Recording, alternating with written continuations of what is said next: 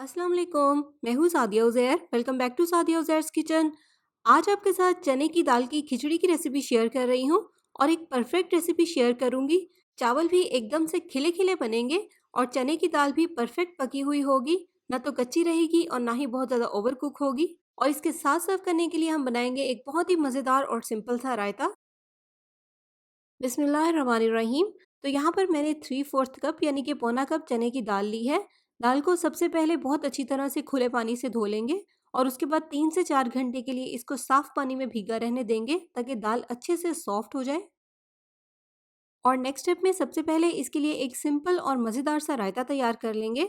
यहाँ पर मैंने 1 कप थिक दही लिया है।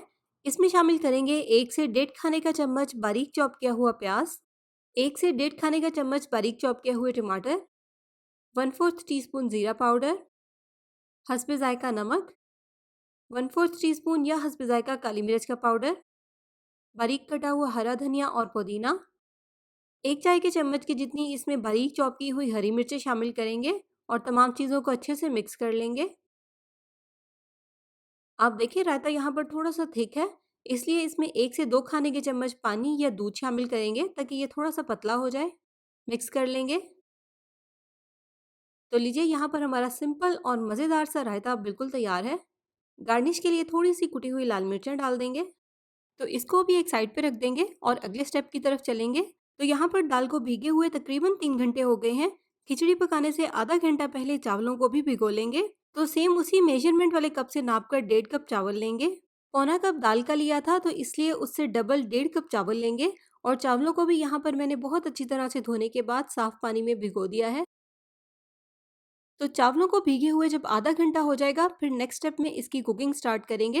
और खिचड़ी पकाने के लिए यहाँ पर मैं 3 से 4 खाने के चम्मच देसी घी के ले रही हूँ। आप चाहें तो ऑयल या वेजिटेबल घी भी ले सकते हैं। इसमें शामिल करेंगे कुछ साबित मसाले, 1 चाय का चम्मच साबित जीरा, आधा चाय का चम्मच साबित काली मिर्च, 2 तेज पत्ते, 1 काली बड़ी इलायची, 1 दालचीनी का टुकड़ा, 4 से 5 लौंग और 2 खुश्क लाल मिर्चें शामिल करेंगे। एक बार मिक्स कर लेंगे और साथ ही इसमें 2 मीडियम साइज़ के स्लाइस किए हुए प्याज शामिल कर देंगे। अब इन साबित मसालों और प्याज को हल्का सा गुलाबी होने तक फ्राई कर लेंगे। अब देखिए प्याज का कलर हल्का सा गुलाबी हो गया है। बस इस पॉइंट पर इसमें शामिल करेंगे 1 खाने का चम्मच अदरक लहसुन का पेस्ट और इसे भी प्याज के साथ हल्का सा गोल्डन कलर आने तक फ्राई कर लेंगे। तो जब इनके ऊपर इस तरह से हल्का सा गोल्डन ब्राउन कलर आ जाएगा तो फिर इसमें शामिल करेंगे एक बड़े साइज का बारीक चॉप किया हुआ टमाटर, 1 खाने का चम्मच या हस्बे जायका बारीक चॉप की हुई हरी मिर्चें, डेढ़ चाय का चम्मच या हस्बे जायका नमक। दाल और चावल की मुनासबत से इसमें नमक ऐड करेंगे। एक बार मिक्स कर लेंगे। अब इसे कवर कर देंगे और फ्लेम को इसके नीचे बिल्कुल हल्का कर देंगे। हल्की आंच पर इसको दम में पकने देंगे ताकि टमाटर थोड़े से सॉफ्ट हो जाएं। तो टमाटरों को पकते हुए यहाँ पर 5 मिनट हो गए हैं। इस तरह से चम्मच की मदद से इनको मैश करते जाएंगे ताकि मसाले में अच्छे से मिक्स हो जाएं।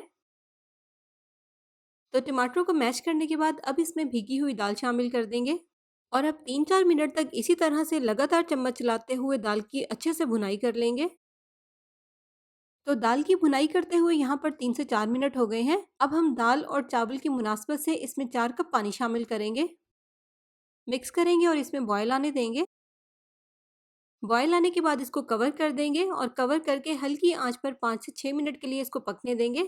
चावलों के मुकाबले में चने की दाल का कुकिंग टाइम थोड़ा सा ज़्यादा होता है, इसलिए चावल शामिल करने से पहले दाल को 5 मिनट के लिए ज़रूर पकाएंगे ताकि ये थोड़ी सी सॉफ्ट हो जाए और बाकी कुकिंग इसकी चावलों के साथ ही हो जाएगी। तो यहाँ पर दाल को पकते हुए तकरीबन 5 मिनट हो गए हैं। तो अब इसमें भीगे हुए चावल शामिल कर देंगे, मिक्स करेंगे और हाई फ्लेम पर इसमें बॉयल आने देंगे। अब इसे हाफ कवर कर देंगे और मीडियम हाई फ्लेम पर इसको इतनी देर तक पकाएंगे जब तक कि इसमें मौजूद पानी 90% तक ड्राई हो जाए। तो आप देखें चावलों में पानी बहुत हद तक ड्राई हो गया है। अब इसके ऊपर डाल देंगे 1 से 2 खाने के चम्मच देसी घी। अगर आप नहीं ऐड करना चाहते तो आप इसे स्किप भी कर सकते हैं। और थोड़ा सा भुना और कुटा हुआ जीरा इसके ऊपर स्प्रिंकल कर देंगे। अब इसको कवर कर देंगे और फ्लेम को बिल्कुल हल्का कर देंगे। हल्की आंच पर 10 से 15 मिनट के लिए इसको स्टीम में पकने देंगे। चावलों को दम देते हुए पैन के नीचे आप एक तवा भी लाजमी रखा करें, उससे चावलों को बहुत ही अच्छा दम आता है। तो चावलों को यहाँ पर बहुत ही अच्छे से दम आ गया है। आप देखें कितनी अच्छी स्टीम बनी है और चावल भी बहुत ही खिले-खिले बने हैं। तो रेसिपी पसंद आई हो, वीडियो को लाइक और शेयर करना आपने बिल्कुल नहीं भूलना और चैनल पर नए हैं या अभी तक आपने मेरे चैनल को सब्सक्राइब नहीं किया तो सब्सक्राइब करके बेल आइकन को ज़रूर प्रेस कर लीजिएगा ताकि मेरी नई आने वाली कोई भी रेसिपी वीडियो आपसे मिस ना हो। और यहाँ पर आप देखें दाल कितनी परफेक्ट पकी हुई है, ना ही सख्त है और ना ही ओवर कुक है। तो ट्राई कीजिएगा और ट्राई करने के बाद फीडबैक भी ज़रूर दीजिएगा। इसी के साथ-साथ अपना बहुत सा ख्याल रखिएगा, दुआओं में याद रखिएगा। Thank you for watching. अल्लाह हाफ़िज़।